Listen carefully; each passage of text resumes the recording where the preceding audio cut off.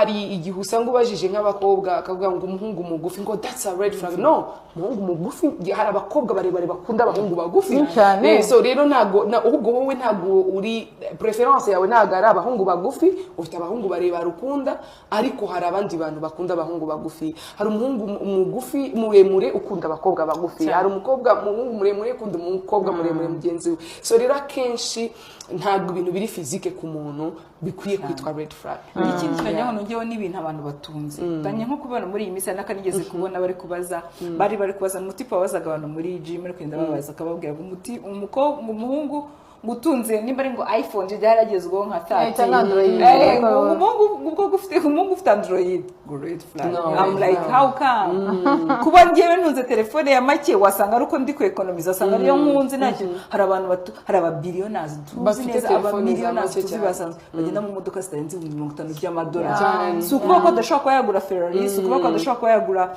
izo modoka zose zihenze z'amachevrolet, ariko kuri we mu mutwe uko atekereza no gutwara imodoka ihenze nta kintu bimubwiye.